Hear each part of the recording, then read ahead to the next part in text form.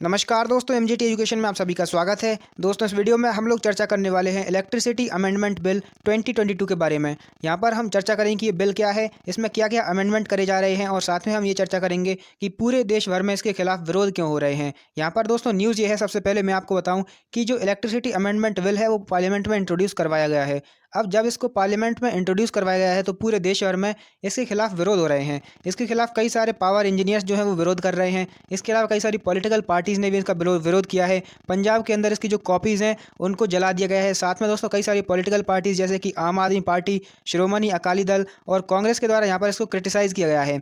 अब इसके अंदर ऐसा क्या है और क्यों इसको क्रिटिसाइज़ किया जा रहा है, जैसे कई सारे स्टेट जैसे कि तमिलनाडु, तेलंगाना, राजस्थान, इन सारे स्टेट के अंदर इसके खिलाफ प्रदर्शन हो रहे हैं। तो दोस्तों अब यहाँ पर आप देख सकते हैं, इंडियन एक्सप्रेस की खबर है, why has the electricity amendment bill led to protest in Punjab, यानी कि पंजाब के अंदर जो इलेक्ट्रिसिटी अमेंडमेंट बिल है उसको लेकर प्रदर्शन क्यों हो रहे हैं।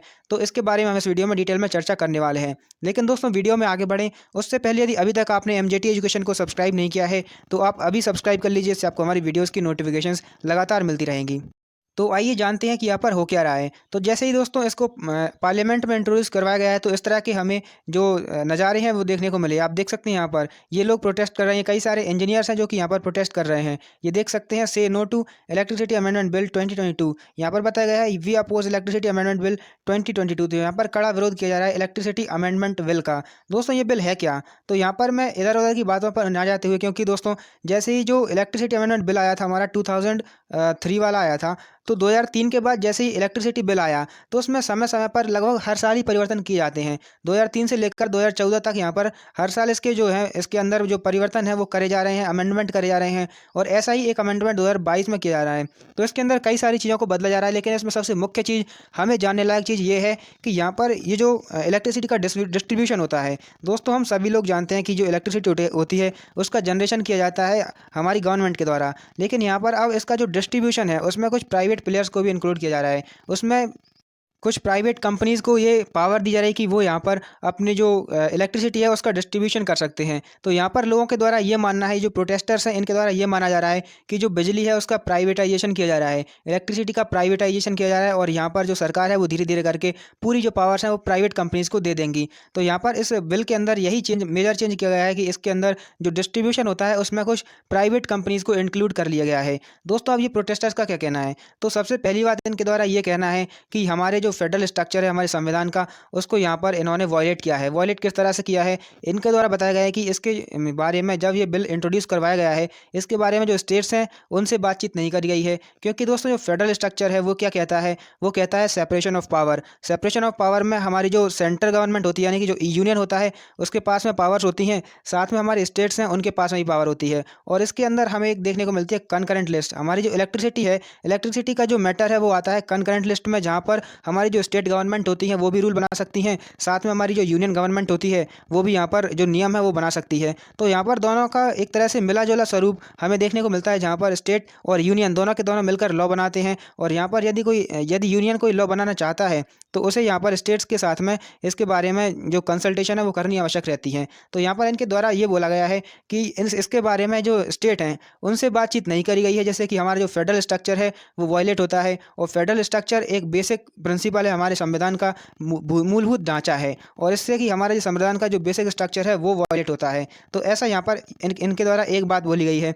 इसके बाद दूसरी बात ये बोली गई है कि जब प्राइवेट प्लेयर्स यहाँ पर, जब प्राइवेट कंपनीज यहाँ पर आकर अपनी जो बिजली है उसका डिस्ट्रीब्यूशन करेंगी तो जो फार्मर्स को, जो कि बीपीएल जो लाइन होती है हमारी बिलो पॉवर्टी लाइन, उसके नीचे जो फार्मर्स आते हैं उनको सब्सिडी मिलना बंद हो जाएंगी। इसके बाद दोस्तों इनके द्वारा बोला गया है कि यदि जो प्राइवेट प्लेयर्स आएंगे तो यहाँ पर ये अलग अलग डिफ्रेंशिएशन करेंगे इसका डिस्ट्रीब्यूशन करने में। किस तरह से करेंगे कि ये उस क्षेत्र में ज़्यादा से ज़्यादा बिजली पहुँचाएंगे जहाँ पर इनको फ़ायदे होने के चांसेस ज़्यादा बढ़ेंगे। जैसे कि हमारे इंडस्ट्रियल क्षेत्र होते हैं, जैसे कि हमारी जो कंपनीज होते हैं, जो कमर्शियल कंज्यूमर्स हैं, उनको ये जाकर अपनी जो बिजली है उसका सप्लाई करेंगे। जैसे कि ये जो क्षेत्र है जहाँ पर प्रॉफिट होने की संभावना सरकार को रहती है, उससे यहाँ पर जो प्रॉफिट होने की संभावना है वो प्राइवेट प्लेयर्स को मिल जाएगी। मतलब कि प्राइवेट कंपनीज़ को ज़्यादा फ़ायदा होगा और जो गवर्नमेंट कंपनीज़ हैं उनको यहाँ पर फ़ायदा नहीं होगा।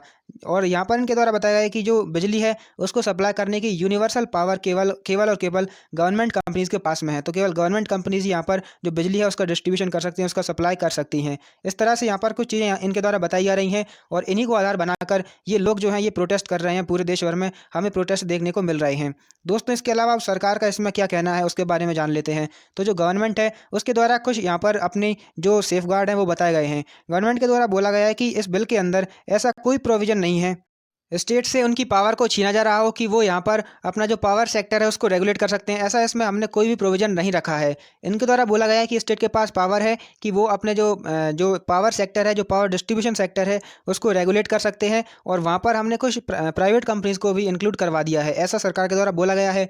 साथ में दोस्तों यहाँ पर गवर्नमेंट के द्वारा ये बोला गया है कि यहाँ पर किसी सेम एरिया के अंदर मल्टीपल डिस्कॉम्स एग्जिस्ट कर सकती हैं। मतलब कि मल्टीपल कंपनीज यहाँ पर एग्जिस्ट कर सकती हैं, चाहे वो प्राइवेट कंपनी हो चाहे वो गवर्नमेंट कंपनी हो। यहाँ पर इनके द्वारा बोला गया है कि जो बिल है केवल इसलिए लाया गया है कि हम इस प्रोसेस को सिंप्लीफाई कर सकें। हम इसके अंदर कुछ कंपटीशन उत्पन्न करवाना चाहते हैं, जैसे कि जब हम प्राइवेट कंपनीज को इसके अंदर इंक्लूड करवाएंगे तो यहाँ पर कंपटीशन बढ़ेगा और यहाँ पर बेहतर सुविधाएं लोगों को ही प्राप्त होंगी। क्योंकि कंपटीशन बढ़ेगा तो यहाँ पर हमें बेहतर सुविधाएं देने की आवश्यकता महसूस होगी और बेहतर सुविधाएं आप लोगों को ही प्राप्त होने वाली हैं, ऐसा सरकार के द्वारा बोला गया है। इसके अलावा दोस्तों गवर्नमेंट के द्वारा ये भी बोला गया है कि हमने हर एक राज्य सरकार से यहाँ पर बातचीत कर ली है इस विषय में, इस बिल के विषय में हर एक राज्य सरकार से और कई सारी एसोसिएशन से हमने यहाँ पर बातचीत कर ली है, कंसल्टेशन कर लिए हैं, जिससे कि कोई भी फेडरल स्ट्रक्चर हमारा वॉयलेट नहीं होता है और ना ही हमने संविधान के मूलभूत ढांचे में कोई परिवर्तन किया है, ना ही बेसिक स्ट्रक्चर को वॉयलेट किया है। तो ऐसा सरकार के द्वारा यहाँ पर बोला गया है। तो दोस्तों अब इसके बारे में आपकी राय क्या है, आप बता सकते हैं। कमेंट बॉक्स आपके लिए खुला है।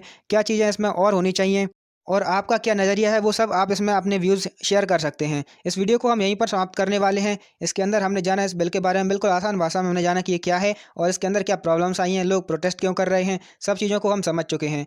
तो अब इसको समाप्त करते हैं वीडियो को। यदि आपको पसंद आई हो तो इसको आप लाइक ज़रूर कर दीजिए और यदि अभी तक आपने MJT एजुकेशन को सब्सक्राइब नहीं किया है तो अभी इसको सब्सक्राइब कर लीजिए। दोस्तों इसके अलावा यदि आप हमारी वीडियोज़ के लेटेस्ट अपडेट प्राप्त करना चाहते हैं तो आप हमारे टेलीग्राम चैनल पर जुड़ सकते हैं। यहाँ पर आपको हमारी वीडियोज़ के अपडेट मिल जाते हैं। जब भी हम कोई वीडियो अपलोड करते हैं तो आपको सबसे पहले उसका अपडेट यहाँ पर मिल जाता है। साथ में आपको यहाँ पर हमारी वीडियोज़ के PDF भी मिलते हैं और साथ में आपको यहाँ पर फ्री में क्विज़ मिलती हैं, जिससे कि आप अपनी नॉलेज को टेस्ट कर सकते हैं। आप ये जान सकते हैं कि आपका लेवल कितना है और आपको कितनी मेहनत करने की और आवश्यकता है। इसके अलावा दोस्तों यदि आप ग्रुप डी की तैयारी कर रहे हैं तो यहाँ पर आपको ग्रुप डी के लिए हमारे त्रिनेत्र बैच पढ़ाए जा रहे हैं, जहाँ पर आपको GS, साइंस और करंट अफेयर्स के साथ साथ स्ट्रेटजी बताई जा रही है, जिससे कि आप अपनी तैयारी को और बेहतर बना सकते हैं मात्र 399 रुपये में।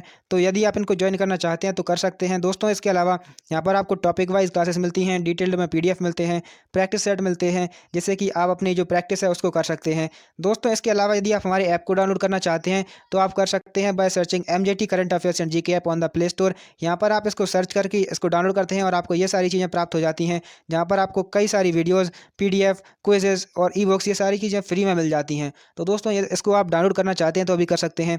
यदि वीडियो आपको पसंद आई हो तो इसको लाइक जरूर कीजिए और वीडियो देखने के लिए आपका बहुत बहुत धन्यवाद। मिलते हैं अगली वीडियो में, तब तक के लिए नमस्कार।